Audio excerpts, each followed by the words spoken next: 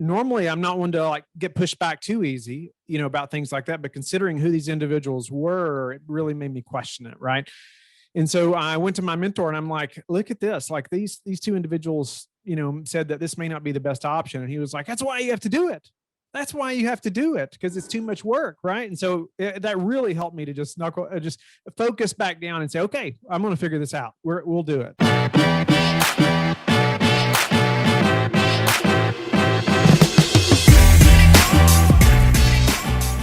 Welcome. Yeah, glad to be on here. How are you, Whitney? I'm doing great. Cannot complain.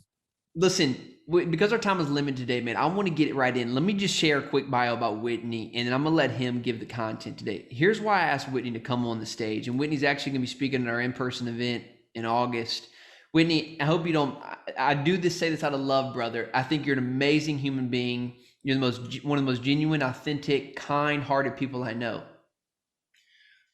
You, however, are not the most exciting person on camera or on video. You're not going to win an Emmy, for acting or anything. And that's why I love you, man, and love what you're doing, and why I always want you to speak to my people, because I've said this, and I hope you're okay with this. If Whitney can do it, you can do it. And it's because you've built a system and a process and a team that's automated. Can you just share what you guys have done just in the last few weeks in terms of how much money you raised and how I don't know, was it hours, days? What actually just transpired 2 weeks ago? It's definitely not because of my acting skills or my good looks. That's for sure, Alice. I didn't talk about your looks. I think you're a very handsome person. I just talked about your acting skills. Yes. No, we've been very blessed, and it's definitely not come easy, but and we'll get into that. But it's 2 weeks ago, think about what you're talking about. We went out for a capital raise, filled up in 3 hours. How much? Last year we did. It was about 6.6 million. 3 hours. One email, two emails. One. Oh no, we couldn't have got a second email. I mean, it was chaos for 3 hours. So, chaos for like 24 hours, but it was 3 hours. It was more than full. Whitney, when did you start your podcast show? When did you start your podcast show? We started, I think we launched in like October of 18. Okay. So 2019, so 3 years essentially, right? Guys, for those of you who are listening, let me think about this I need you to answer this question today before Whitney continues. Is it worth it to you to commit to this for 3 years and see low results? But 3 years from now, you could send one email and raise $7 million. We raised more than twice that much, right? And more. 3 more hours or more. But think about this for a second, guys. Whitney was a full-time highway patrolman. Whitney, you can correct me if I'm wrong there, but you were full-time law enforcement, meaning he recorded all of this. He was doing all of this while he had a full-time job.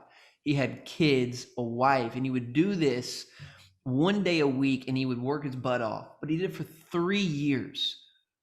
And now he can do whatever he wants because he can send one email and raise tens of millions of dollars. Is that worth it to you? Because that's the type of commitment this takes. This is like real estate. It's an asset that appreciates and grows over time, and you have to be committed to it. So Whitney, I'm so pumped to have you here, man. I'm so pumped to spend some more time with you. What I want to talk about today is if you would, over the next 10 or 15 minutes, talk to us about building this or setting this up as a CEO, as a business, as building your thought leadership platform, as a business itself in terms of your team, the automation in your process. That's what I really want to learn from you today, man. Okay. You may have to remind me of that because I get sidetracked pretty easy. But, okay. Get off on this stuff. Anyway, no, Ellis, appreciate the kind words and just also the honesty, because it is true. If you can just buckle down and commit to some systems and processes and really build a great team, and you can do this, right? But I want to just say before we get too far in, part of that team I always like to stress is your family. And my wife, she worked as hard for this as I did. And if it wasn't for her and her support, this could not have happened. Just the Lord just really gave us a whole nother level of unity through this whole thing, and just the stamina that we could not have had without him, but could not have done it without her. And even knowing how to paint that picture for my children through that time, because it was like I was at home every day, most days, but they knew that they wouldn't see me till like Saturday night or even Sunday. I mean, it seems silly, but it was true. Like I would be in the basement, in my little office that long, for 2.5 years before that really changed. And so, but let's go back to the processes and some of the systems behind being able to do a daily show. I think that's what you're really asking. I get asked all the time, is it worth it? Is it worth it really, Whitney, to do a daily show? So before we started the podcast, I was debating about doing a daily show, and I was going to different conferences. I met with two individuals who I'm sure everyone watching right now would know. Like they would know these individuals. And I talked to these individuals, had dinner, just me and this person. And this is two different conferences, two different people that everyone would know. And I told them about the daily podcast, and both of them said, Whitney, you're crazy. Don't do that. Don't do that. That's too much work. So normally I'm not one to like get pushed back too easy, about things like that. But considering who these individuals were, it really made me question it. Right. And so I went to my mentor and I'm like, look at this. Like these two individuals, said that this may not be the best option. And he was like, that's why you have to do it. That's why you have to do it, because it's too much work. Right. And so that really helped me to just focus back down and say, okay, I'm going to figure this out. We'll do it. Right. We're going to do it. So we had to commit at a very big level and really burn the bridge in many aspects. From selling our farm to, we just did numerous things that made me commit 100% to this business, to where there was no turning back. I knew it took that level of commitment. So at that point, we said, okay, we're going to do a daily podcast. And remember, doing a daily show, before we're starting a podcast, just like anyone else that has a podcast, you've reached out to numerous people to say, well, what do I need to know? Right? What do I need to know? I did that. Everybody said, Whitney, it's so much work. I can't get it all done. Can't get the show notes done. I can't do this, whatever. And the thing they all had in common was that they're all doing a weekly show. And so I thought, okay, wait a minute, maybe I should reconsider. But nope, we still buckled down. We still made it happen. But it was about building that team. And so at that time, if I had been doing a weekly show, I would have tried to have done it all myself. I would have tried to have done the audio, the video, the show notes. I would have thought, okay, I can make time through the week sometime to get it done. Right. And try to get it done myself, save some money, and try to push through.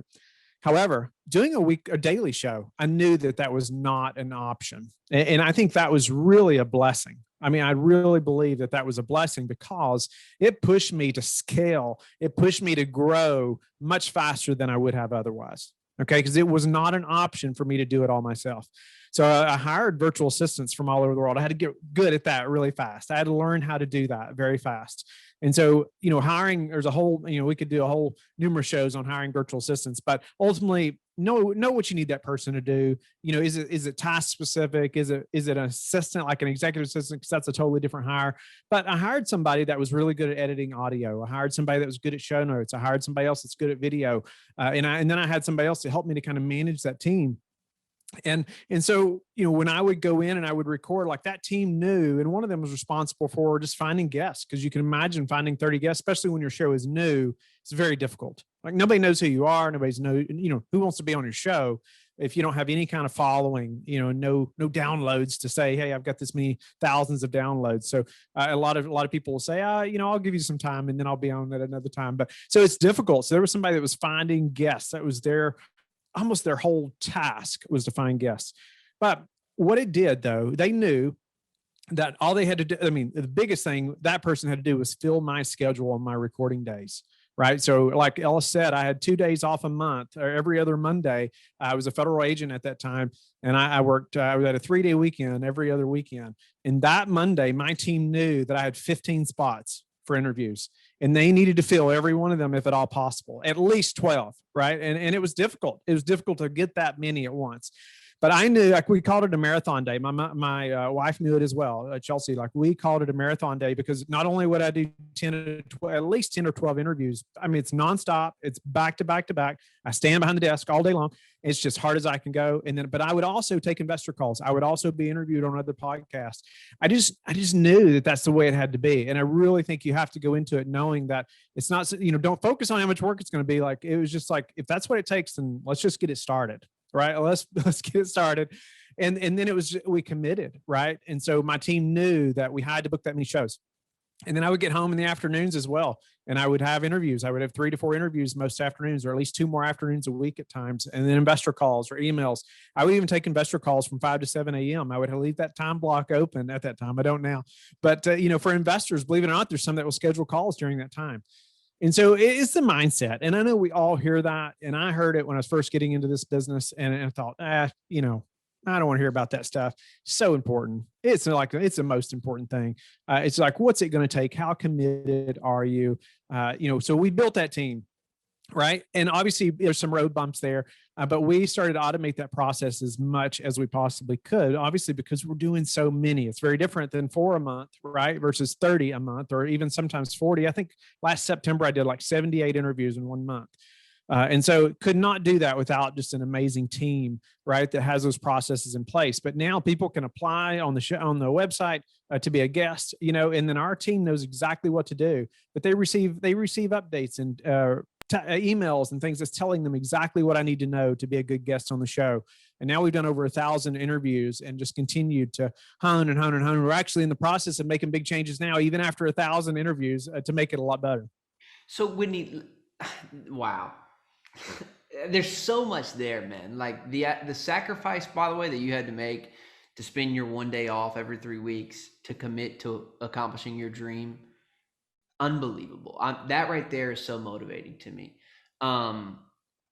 Literally that's going to change the rest of my week right there. So thank you. 2, for someone who's getting started in this, who's like, okay, I'm committed. Whitney's convinced me. When you started building your team, did you know all the pieces that you needed, or did you get started and say, okay, I need this? Like, how important is it to know what you need on the front end, or just to get started and build it as you go? It's so important just to get started. It is so important just to get started, because done is better than perfect, right? So I often get that question, right? Well, how do I know when I'm ready? I'm like, go start recording some shows. You're going to figure it out, because you have to know that your first show is going to be just not that great, right? It is just not going to be that great, most likely, unless you've already have some history recording and interviewing and talking to people. But your 20th show is going to be so much better than your first, right? And your 30th and your 50th and so forth. But you're never going to get there if you don't get started, right? So, and I'll give you a quick story on that. I was also, at the time, I was living in a different house, and you could hear everything in our home from one end to the other. This is right before I started to record shows. And my boys, who were much younger then, but they would train their stick horses up and down the hallway, and I thought, there's no way I can record in this house. Even if I try to keep them quiet, I could still hear them even from the other end of the house. Thought, there's just no way. And so I was talking to my mentor about it. I'm like, I got to go rent a hotel room, or I got to go find some other place where I can just record for a day. And he was like, here's what he told me. He has a podcast. And he said, Whitney, I interviewed Robert Kiyosaki sitting in my Toyota Camry. And I was like, okay, that's all you had to say. Let's go get this started, right? Let's quit making excuses and let's go get it started. Because those connections, the networking piece behind podcasting is the most important piece. That 10 minutes or so, that's all I could have at that time. After the interview, 5 to 10 minutes just to connect with that individual, most important part of the whole podcast. Like those relationships, everybody talks about how your net worth's connected to your network, right? Well, I've increased that over 1,000 people, in this space, over the last few years. So you do the math there, however you want to. Yeah. Whitney, I can't wait to learn more from you, man. Like there's so many things there about virtual assistants and the processes that we are going to just pull out when we got that day together in Texas for our mastermind. I mean, seriously, man, this is what I wanted to get from you today, this idea of team, because we have Michelle Tucker coming on next, who is just a freaking rock star when it comes to exiting your business and thinking about building teams. So this sets us up perfect, man, because I do think, like in this day and age, like if you're going to make a commit to content, which by the way, I think you would agree with me, Whitney. Like if you want to grow a profitable business over the next 10 years and you're not online, you're fighting uphill.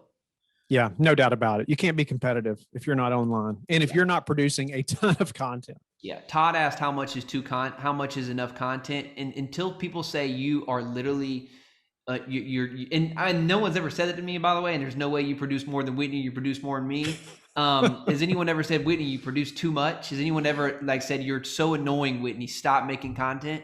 Yes, no, they haven't. But some people will say, well, how much is too much? And I'm like, how much can you create? Like, Yeah, how literally. much? Yeah. I'll tell you how much is too much, Todd. How many times do I open this phone and get on Instagram and scroll through until you see my picture every single time you open your Instagram? That's too much, literally, because that's how quick people forget, right? That they forget your name, your brand, your company. And so literally, like, my goal would be that you open up Instagram, and most people open up Instagram 5 times, 10 times a day. I want to see me every freaking time. Or I want to see you every time. And I almost see Whitney every time when I go on Facebook because that's where he dominates. So, Whitney, this has been awesome, man. Thank you so much, brother. I want people to make sure they know where to go about your company, your podcast show. Where can folks go to learn? Lifebridgecapital.com. You can email me, Whitney, at lifebridgecapital.com, or you can call or text me, 540-585-4338. Would love to connect. Whitney, before you go, will you type that in the chat? Make sure you respond to panelists and attendees so that we have your website, and put www so it's a hyperlink and people can click to go there. Wow. Guys, it's a commit to content. I love, Paul, you're absolutely right. Done is better than perfect. That is literally a core value in our company that I tell my team all the time. They're like, I'm like, done is better than perfect. Optimize as you go. So like, I'm very picky. I want high quality, but when someone says, I want to go back and change, like we'll produce a YouTube video and we had the wrong clip art. I'll tell you what, we actually messed up on Michelle's bio on our website. Michelle, I'm sorry. You can scold me when you get on here live, but it's part of like, we'll optimize as we go. We never go back and change videos. If we didn't do something right, we just say, hey, it's content. We'll fix it on the next one. And so that's that process of like, we just got to create more. We'll get better as we go. So Whitney, thank you, man. Very welcome. My pleasure.